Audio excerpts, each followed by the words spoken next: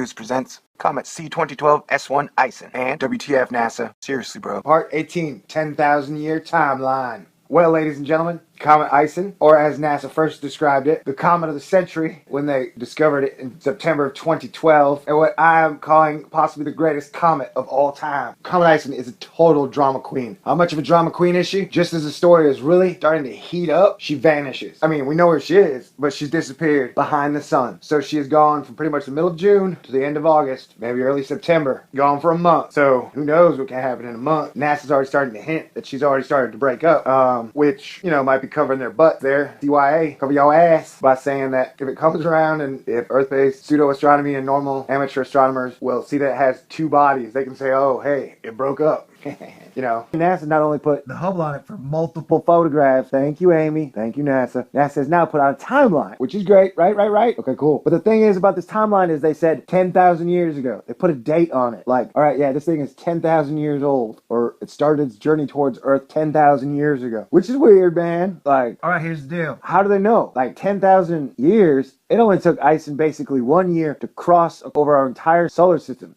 I think it's only taken like 2 or 3 months for it to go from Jupiter to Mars. And it's only taken like 3 or 4 months to go from Mars to the sun. So if it been on a 10,000 year journey, where the hell did it come from, man? Like they keep saying, oh yeah, it came from outside of the Oort cloud. Well, I thought the very edge of the Oort cloud was kind of empty. Sometimes they say outer space is crowded with asteroids and space debris. And sometimes they're like, no, it's actually asteroid belt. All asteroids are like 10,000 miles apart from each other. So which is it, man? If it was hopping along in some other passage, what caused it to make a 10,000 year journey towards the sun? That is important to know. And like in the article, NASA, how can you say that it's spewing water and then say you can't wait to take a look at it because then you'll see what it's made of? That's kind of contradictory. You know what I'm saying? I don't know if you guys know that, but it's true, okay? Yeah, and they're putting up some super space balloon that's going to measure it in infrared and on the ultraviolet spectrums, which is interesting. And then they got some super fast reaction project where they're going to measure it in other ways. So as you can see with all this information, ISON still could be the story of 2013. So by me having been doing all these episodes, man, I'm not a dumbass, you know? I mean, I may act like a dumbass sometimes and I may make mistakes, but I ain't no dummy. You know what I'm saying? Like, this is a fascinating object. This thing will be cool in some way, and every step of the way it's gotten more interesting and more puzzling and more bizarre. We've only got more questions, you know what I'm saying?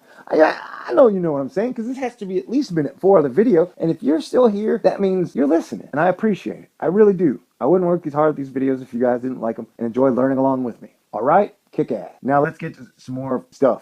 What? Huh? Come on, get happy now. Oh, yeah. Sidebar. NASA timeline, a dangerous journey. A comet's journey is perilous and violent. Okay, if its 1 year journey across the solar system was perilous and violent, how were the other 9,999 years of this journey? A breezy, easy cakewalk? I like cake and walking. Radiation pressure could cause ISON to start breaking apart. Wait a second, if ISON is traveling at 58,000 miles per hour and has been traveling for 10,000 years, and the Voyager has been traveling at 38,000 miles per hour for 35 years, and the Voyager has almost reached the end of the heliosphere, isn't the Oort cloud based upon the heliosphere? So that I wouldn't think the Oort cloud would extend beyond the sun's gravitational field or gravitational pull. Wouldn't you, right? You know, so doesn't that mean the Oort cloud is 10,000?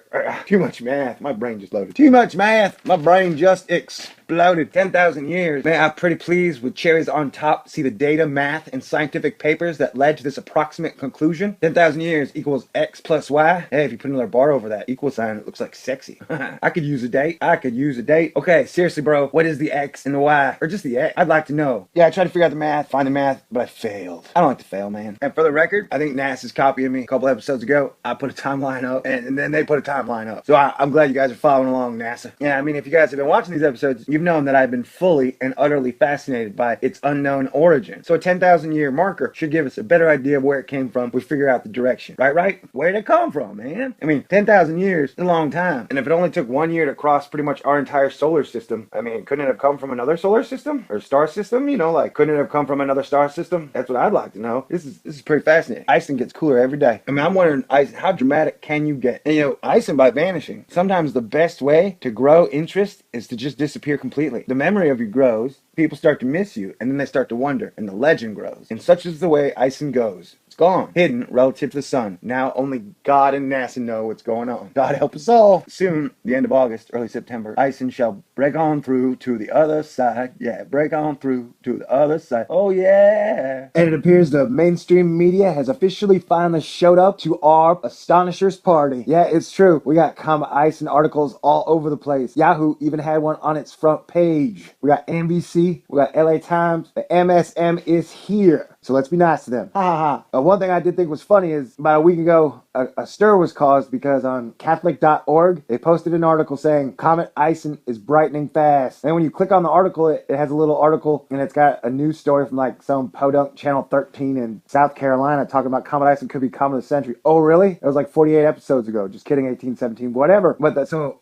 it's like what they call this on the internet is clickbaiting, where they bait you to click on it and then there's nothing there, whatever they advertise. And I think that's weird that Catholic.org would clickbait you because there's no information there saying that Comet ISON really is brightening behind the sun. Nobody knows, right? Other than NASA. And unless NASA has some inside information, and only shared it with the Catholic. That'd be weird. Well, I guess I shouldn't say too much because I'm still proud of the Catholics, for realizing that the solar system does not revolve around Earth anymore. Proud of them for that, you know what I'm saying? Than putting people in Iron Maidens and bleed them to death. I guess as long as you guys aren't doing that, I'll stay happy with you and I won't complain that much. Right, so yeah, they're clickbaiting. The other day, yesterday, I saw a double rainbow. That means I'm gonna get to kiss one or two pretty girls soon. That's good news. Alright. Too much math, my boy. This is a Thor News presentation.